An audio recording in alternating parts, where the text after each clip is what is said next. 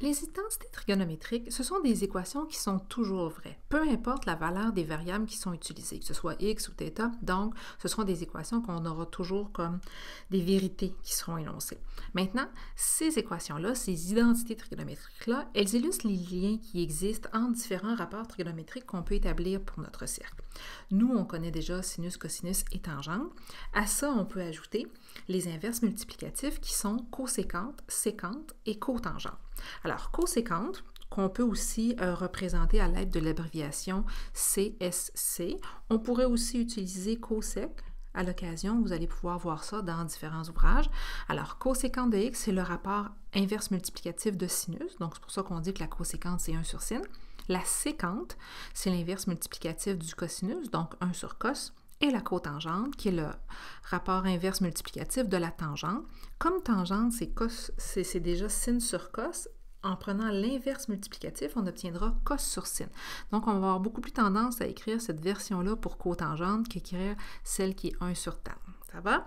Maintenant, il existe aussi différentes autres identités trigonométriques, entre autres les identités pythagoriciennes. Alors, ces identités-là viennent en fait d'une réalité très très simple que vous connaissez, mais des fois on perd cette identité-là de vue dans notre cercle trigonométrique. Donc, vous vous souvenez, on disait qu'un point trigonométrique, Pθ, était toujours formé d'une coordonnée cos et sin. Maintenant, ça forme un petit triangle rectangle dans notre cercle et on sait que le cercle trigonométrique a un rayon de 1. Donc, l'hypoténuse de notre triangle vaut 1. Et vous vous rappelez, on disait que la relation de Pythagore, c'était que la somme du carré des cathètes est égale à l'hypoténuse au carré. Donc, cos carré plus sin carré, qui est la partie horizontale plus la partie verticale au carré, donc mes cathètes au carré, est égal à 1 au carré. Eh bien, cette identité-là, c'est la première que vous avez dans le petit bandeau vert. Sin carré plus cos carré est égal à 1. Et les deux autres qu'on a, les autres identités pythagoriciennes, nous viennent de celle-là, donc de la première, tout simplement en la manipulant légèrement. Donc, si je prends la première identité trigonométrique, mais que je la modifie légèrement, je vais pouvoir obtenir la deuxième si, par exemple, je divise partout par cos carré. Donc, l'important quand on manipule une équation trigonométrique ou une équation, tout simplement, c'est si on effectue un calcul sur un terme, on doit l'effectuer sur les autres aussi pour ne pas, vous le savez, là, débalancer notre équation. Donc, si je pars de ça et que partout, je divise tous mes termes par cos carré, bien là, à ce moment-là, j'aurai obtenu, par manipulation, l'équivalent de ce que vous avez ici. Sin sur cos, c'est déjà tangente. Donc, sin carré sur cos carré, ça me donne tangente carré. Cos carré divisé par cos carré, ça me donne le 1 qui est ici. Et 1 sur cos carré, c'est comme 1 sur cos, tout ça au complet au carré, donc la séquente au carré qui est ici. Par analogie, si je reprends ma première identité pythagoricienne et qu'au lieu de diviser par cos carré, je divise par sinus carré, partout, sur chacun de mes termes, bien à ce moment-là, j'aurai obtenu la troisième identité pythagoricienne. Donc, si je divise par sin carré, au lieu de diviser par cos carré comme je l'avais fait au-dessus, eh bien, voyez-vous, je vais obtenir sin carré divisé par sin carré, ça me fait 1. Cos carré divisé par sin carré, ça c'est la cotangente carré. Et 1 sur sin carré, c'est la coséquente carré, puisque 1 sur sin, c'est la coséquente. Donc, toutes ces identités-là viennent de la toute première, qui est celle qu'on peut établir dans un cercle trigonométrique par rapport à l'emplacement de notre point trigonométrique. À quoi vont nous servir ces identités-là? Eh bien, techniquement, à 3 choses. Soit simplifier des expressions trigonométriques, démontrer des identités nouvelles, ou encore résoudre des équations à l'aide de ces identités-là. Je vous illustre ça à l'aide de quelques exemples. Donc, tout d'abord, comment on pourrait simplifier l'identité qui est là et trouver un équivalent plus simple. Donc, si je pars de ma première ici, situation, nous, on sait que tan carré, c'est sin carré sur cos carré. Puisque la tangente, c'est sin sur cos, tan carré, c'est sin carré sur cos carré. Fois, bon, 1 moins sin carré. 1 moins sin carré, on peut dire que cette chose-là, c'est cos carré de x. Maintenant, pourquoi je suis sûre de pouvoir dire ça? Eh bien, tout simplement, à partir de la première identité pythagoricienne. En effet, si je prends cette identité-là, sin carré de x plus cos carré de x, qui est égal à 1, si je veux avoir l'expression qui était ici, 1 moins sin carré, ça signifie donc que j'ai techniquement isolé mon cos carré à gauche et après, mon sin carré, en l'envoyant de l'autre côté, j'obtiens bien 1 moins sin carré. Donc, c'est pour ça que j'ai pu remplacer mon 1 moins sin carré par cos carré, qui est son équivalent. Maintenant, quand je vais vouloir simplifier tout ça, vous le voyez bien, cos carré, c'est comme cos carré sur 1. Nous savons que quand on multiplie des fractions, on fait ça numérateur par numérateur, dénominateur par dénominateur. Donc, on va obtenir en haut sin carré de x fois cos carré de x, et en bas, cos carré de x fois 1, ou cos carré tout simplement.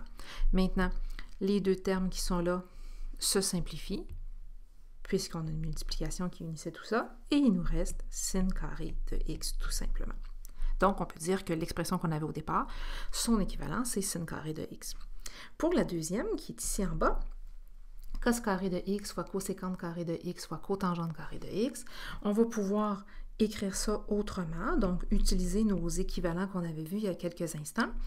La coséquente, c'est techniquement le rapport inverse multiplicatif du sinus, donc 1 sur sin carré de x. Soyez très prudents, si vous voyez ici que l'exposant est 2, l'exposant doit être 2 dans l'inverse multiplicatif aussi.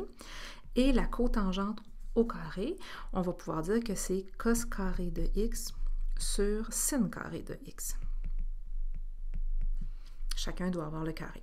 Maintenant, si on fait le calcul, on voit qu'en haut, on va avoir, puisque je peux mettre mon premier terme sur 1, en haut, j'ai cos carré fois 1 fois cos carré. Donc, tout ça, ça me donne cos à la 4 de x. Et en bas, 1 fois sin carré, sinus à la 4 de x. On pourrait, bien entendu, si c'est possible, écrire ça autrement. Par exemple, je pourrais dire que ça, c'est la cotangente, puisque cos sur sin, c'est déjà un rapport cotangente, mais cotangente à la 4 de x, qui c'est le rapport plus simplifié de cette écriture-là. Pour le dernier, on peut également se servir de nos identités pour démontrer de nouvelles identités trigonométriques.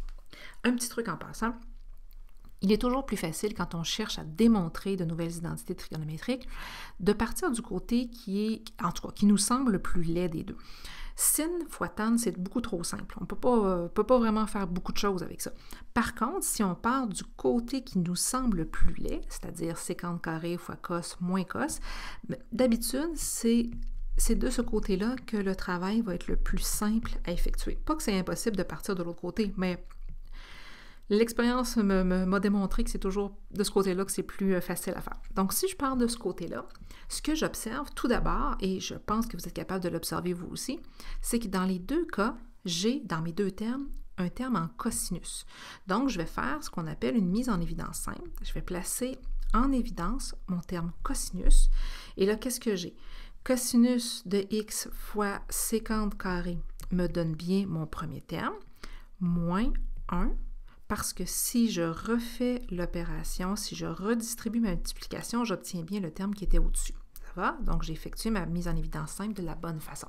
Maintenant, sécante carré de x moins 1, la partie qui est dans la parenthèse.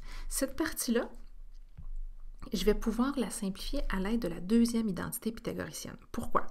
Si vous regardez la deuxième identité pythagoricienne, si je prends mon terme plus 1 et que je l'envoie ici à droite, j'aurai donc sécante carré moins 1 à droite, qui est l'équivalent de tan carré. C'est pour ça que je vais aller remplacer le terme qui est dans ma parenthèse par tangente carré de x. Et maintenant, je vais aller transformer ma tangente, parce qu'on sait que la tangente, c'est sin sur cos, donc sin carré sur cos carré. Et là, je vais aller effectuer mon calcul. Donc, quand on multiplie des fractions, on le sait, étage par étage, donc les numérateurs ensemble et les dénominateurs ensemble.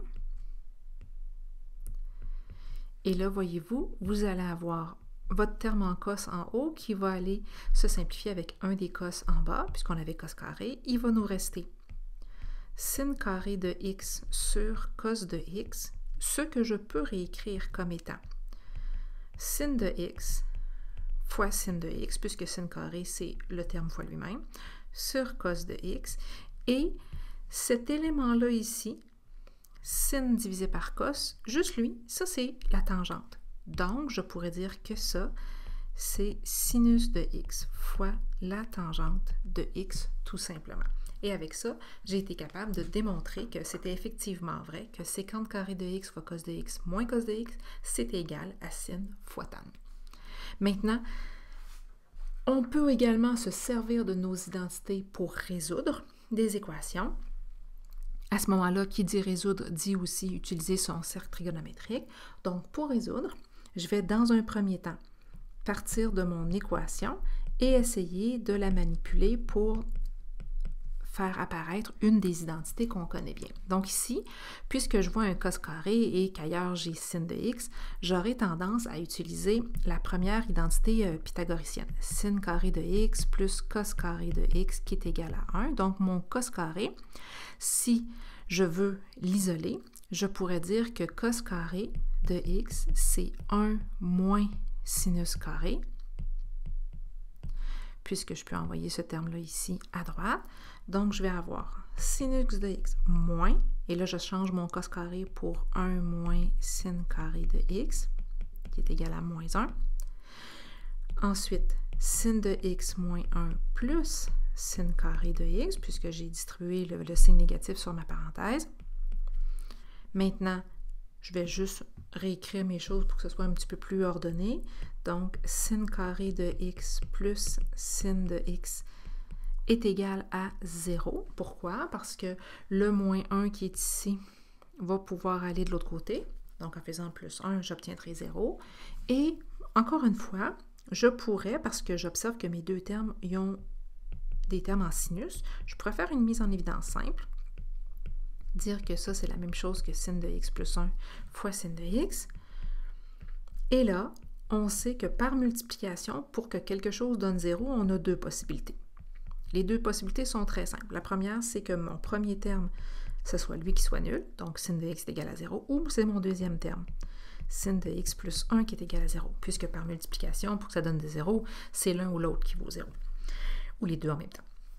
Maintenant, si sin de x est égal à 0, dans mon cercle trigonométrique, ça correspond à certains endroits très particuliers.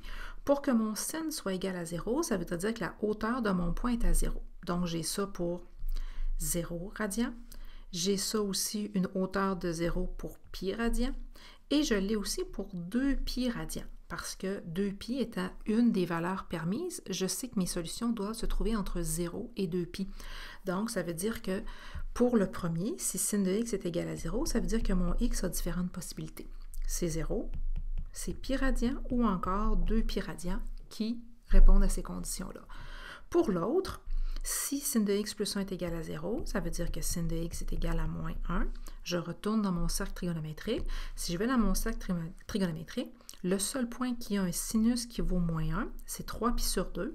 Donc, ça veut dire qu'ici, cette portion-là de la solution ne génère que ce point-là. Donc, si je regarde, mon ensemble solution, il est formé des x qui font partie de l'ensemble suivant, soit c'est 0, pi, 3 pi sur 2 ou 2 pi. Maintenant, ici, j'ai fait le choix de les écrire en ordre, comme je les rencontrerais dans mon cercle trigonométrique, donc de 0 à 2 pi, mais je n'ai pas besoin d'aller en chercher davantage, puisqu'on me disait de limiter mes x, mes solutions, entre 0 et 2 pi, je n'ai pas besoin d'aller chercher la période et générer les autres solutions possibles.